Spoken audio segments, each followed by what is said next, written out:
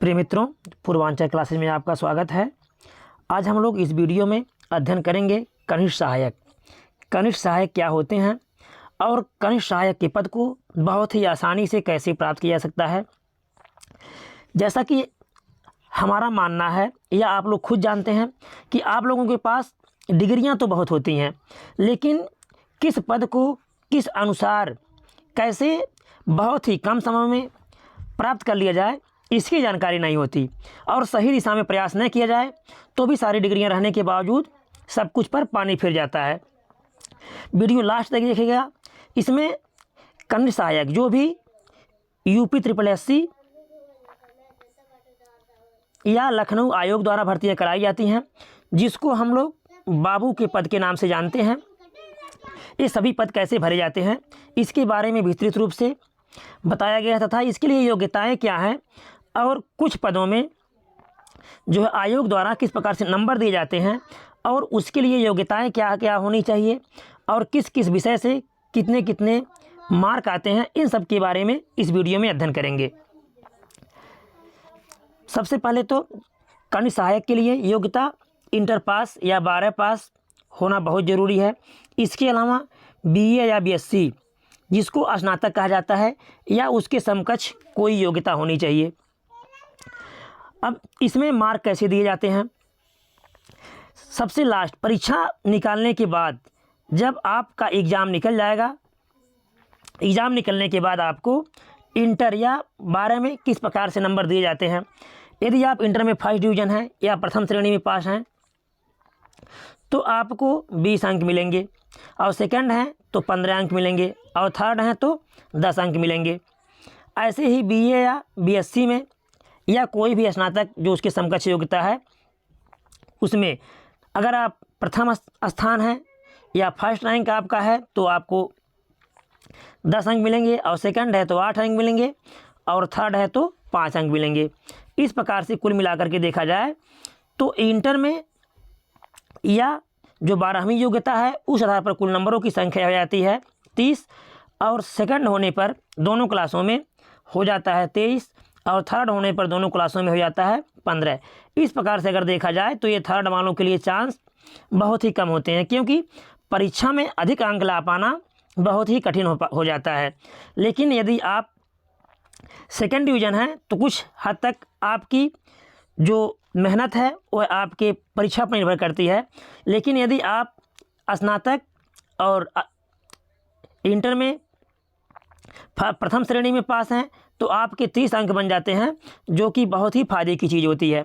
यह नंबर जो है लास्ट में आपके जोड़े जाते हैं। अब देखेंगे इसकी परीक्षा का और माध्यम क्या है। तो 30 अंक ये हो गया, और खिलाड़ियों को 5 अंक मिलता है, तो 30 अंक ये और प्लस 5 ये। खिलाड़ी किस प्रकार से होना चाहिए? यदि आप अंतर्राष्ट्रीय खिलाड़ी हैं तो आपको 5 अंक मिलेंगे, राष्ट्रीय स्तर के खिलाड़ी हैं तो 4 अंक मिलेंगे, और राज्य स्तरीय खिलाड़ी हैं तो 3 अंक मिलेंगे, और यदि आप विश्वविद्यालय स्तर के कोई खिलाड़ी पर मान्यता प्राप्त हैं, सर्टिफिकेट कोई आपको मिला है तो आपको 2 अंक मिलेंगे। तो ये तो बहुत कम लोगों के पास ही होता है ऐसा चांस जो 5 अंक मिले। तो यह जब बहुत महत्व नहीं रखता है, क्योंकि ऐसे बहुत कम विद्यार्थी होते हैं जिनके पास ये सारी चीज़ें हों।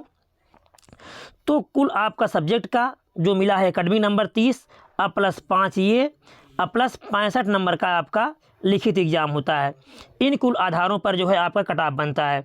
अब आगे देखेंगे ये जो 65 नंबर लिखित है ये कैसे कैसे होता है, हम आसानी से कैसे इसे प्राप्त कर सकते हैं। अब परीक्षा का माध्यम, तो जो यूपी SSSC ये कनिष्ठ सहायक की भर्ती कराती है, जैसे इसमें RTO ऑफिस में काम मिलता है या RTO ऑफिस में काम मिलता है, रोड विभाग में, तमाम ऐसे विभाग हैं जो ब्लॉक स्तर और जिले स्तर पर होते हैं जिसमें इस विभाग द्वारा कार्य मिलते हैं। तो अब हिंदी में 60 क्वेश्चन आते हैं, तो हिंदी बहुत ही मायने रखता है इसमें पास होने का। वह अभी उन विद्यार्थियों के लिए जो ग्रामीण प्रदेश से आए हैं और जिनका माध्यम हिंदी है, क्योंकि हिंदी मीडियम के बच्चों के लिए अंग्रेजी बहुत ही कठिन होता है। तो ये इनके लिए बहुत ही फायदे की चीज़ है कि अगर ये हिंदी मीडियम के विद्यार्थी हैं और इनका हिंदी नहीं सही रहेगा तो इनकी परीक्षाएं कैसे निकलेंगी। तो ये निर्भर करता है कि आपका हिंदी कितना सही है। आप कितने अच्छे से हिंदी को कर लेते हैं, क्योंकि आप इंग्लिश में तो पहले से कमज़ोर हैं, इंग्लिश में तो आप कुछ कर नहीं पाएंगे। तो आपको यहाँ अब अपनी टैलेंट ही दिखाना है हिंदी में कि आप हिंदी में कितना अच्छा कर सकते हैं। तो जो हिंदी का प्रश्न है इसमें आते हैं 60 प्रश्न और प्रत्येक प्रश्न 1/2 अंक का होता है, अर्थात आधा अंक का होता है। ऐसे ही रीजनिंग, इसमें भी आते हैं 30 प्रश्न और ये होता है 15 अंक का। सामान्य अध्ययन जो कि जिसको हम लोग जीएस कहते हैं, जिसमें भूगोल, इतिहास, राज्य व्यवस्था आदि सब्जेक्ट से आते हैं, तो ये 40 क्वेश्चन होते हैं जो 20 अंक के होते हैं। कुल लिखित परीक्षा इस आधार पर 30, 15, 20 ये कुल मिलाकर के कितना होता है, संपूर्ण अंक हो जाता है 65। अब 30 एकेडमिक नंबर प्लस 5 खेल का नंबर और 65 ये कुल मिलाकर के 100 नंबर का आपका ये होता है। अब इसके लिए देखेंगे हम, परीक्षा तो आपकी हो गई, परीक्षा मान लीजिए आपने निकाल लिया, लेकिन इसके पहले जो मेन योग्यता और होती है स्नातक के साथ साथ ट्रिपल सी जो योग्यता है, ये जो 3 माह का कोर्स होता है ये हो या इसके समकक्ष कोई भी योग्यता आपके पास हो तो वह मान्य होता है इस आयोग के द्वारा। अब टाइपिंग की प्रक्रिया क्या है इसमें, तो इसमें जो टाइपिंग की प्रक्रिया है, हिंदी 25 वर्ण प्रति मिनट मांगता है और अंग्रेजी 30 वर्ण प्रति मिनट। लेकिन एक अच्छाई ये है जिस पर विशेष रूप से आप लोग ध्यान दीजिएगा, जो कि आप लोगों के लिए बहुत ही रास्ते आसान बना देता है।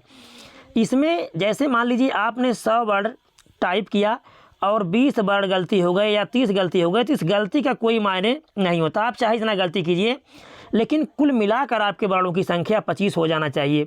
गलती इसमें काटे नहीं जाते, चाहे अंग्रेजी में आप गलती कर रहे हैं, लेकिन आपके जो प्रति मिनट वर्डों की संख्या है वह हिंदी में 25 और अंग्रेजी में 30 हो जाना चाहिए। और ये जो नंबर होता है ये खाली क्वालिफाई होता है, यानी इसके नंबर क्या है, कोई नंबर आपको इसमें नहीं मिलेगा, केवल क्वालिफाई मार्क ये होता है। अब परीक्षा को बहुत ही आसान तरीका से मतलब पास हम कैसे करें, इसके लिए आसान तरीका जो कि आपको जड़ी बूटियों की तरह काम करेगा या कहें हम मंत्र की तरह काम करेगा, बहुत ही सावधानी से समझिएगा इसको, आप परीक्षा को आसानी से कैसे निकाल सकते हैं। और ख़ास करके ग्रामीण परिवेश के बच्चों के लिए जिन्होंने हिंदी मीडियम से अध्ययन किया हो। अब इसमें देखिए आपका जो ये 60 क्वेश्चन है, 60 क्वेश्चन में बच्चे तो 59 क्वेश्चन तक कर देते हैं जिनकी पढ़ाई अच्छी होती है, लेकिन आपको मान के चलिए कि 54 से लेकर के 56 क्वेश्चन तक हिंदी में अटैम्प्ट करने हैं। क्योंकि यदि आप 54 मतलब 50 प्लस तो आपको करना ही होगा किसी भी हालत में हिंदी में, क्योंकि आप हिंदी परिवेश के छात्र हैं। तो अगर आप हिंदी नहीं करेंगे तो फिर करेंगे क्या। अब हिंदी बहुत ही विशेष मायने रखता है, तो अगर आप 56 इसमें कर दे रहे हैं तो आपको 28 मार्क यहाँ मिल जाएंगे। रीजनिंग में आपको हम बहुत कम नंबर दे रहे हैं, इसमें मान लीजिए 30 क्वेश्चन है, 30 क्वेश्चन में आपको सिर्फ 22 करना है औसतन, ये नहीं कि आप 22 ही करना है। यदि आपको 24 आ रहा है तो आप 24 कर सकते हैं, ऐसा नहीं है, लेकिन एक न्यूनतम औसत जोड़ा जा रहा है कि यदि आप इसमें 22 कवर कर पा रहे हैं तो आपको 11 नंबर यहाँ मिल जाएंगे या 11 मार्क यहाँ प्राप्त हो जाएंगे। इसी प्रकार से सामान्य ज्ञान में या सामान्य अध्ययन में आप 40 में जो कि हम आपको सिर्फ 22 क्वेश्चन दे रहे हैं, 40 में आप 22 क्वेश्चन तो बहुत आराम से कर सकते हैं यदि आपने कुछ अच्छे तरीके से अध्ययन किया होगा तो आपको 22 में 11 मार्क यहाँ मिल जाएंगे। अब आप अपने कुल नंबरों को, कुल मार्क को इकट्ठा कर लीजिए, तो ये हो गया आपका 28 मार्क और ये 11 मार्क और ये 11 मार्क इसमें, तो 28, 11, 11 अब प्लस 30 एकेडमी के नंबर जो आपको इसके पहले बताया गया, इसमें 5 नंबर खेल का नहीं जोड़ा गया है, तो आपके होते हैं 80 मार्क। आपने बहुत ही अच्छा मार्क लाया है, ये 80 मार्क लाना बहुत ही बड़ी बात होती है। आप टॉप 10 में होंगे, चाहे भर्ती हो 200 आ जाए या 300 आ जाए, आपका जो मार्क होगा वह टॉप 10 में होगा यदि आप 80 ला रहे हैं। तो ये जो मैंने बताया है उसके अनुसार यदि आप कर लेना है तो अब हम देखेंगे कट ऑफ क्या बनता है। आज तक जो भी कट ऑफ गया है आयोग द्वारा, यूपी ट्रिपल आयोग द्वारा इन भर्तियों में, जो कि आगामी 2023 में बहुत सी भर्तियाँ इस पीईटी पर आने वाली हैं, जो कि अभी वर्तमान समय में एक भर्ती इस समय जो कि 21 नवंबर से ऑनलाइन शुरू हो गया है, उसमें भी यही प्रक्रिया है। अब देखें कट ऑफ, इसके पहले जो भी कट ऑफ गए हैं जनरल के वह 75 से 79 के बीच में अधिकतम कट ऑफ है। ये 75 से लेकर के 79 के बीच में जो भी जनरल कैंडिडेट के स्टूडेंट लाते हैं उनका चयन हो जाता है। बात करें ओबीसी की, तो ओबीसी का जो मार्क है वह 75 से 78 के बीच में हो जाता है। EWS की बात करें तो ये 74 प्लस अगर यदि लाते हैं EWS के स्टूडेंट तो इनका हो जाएगा।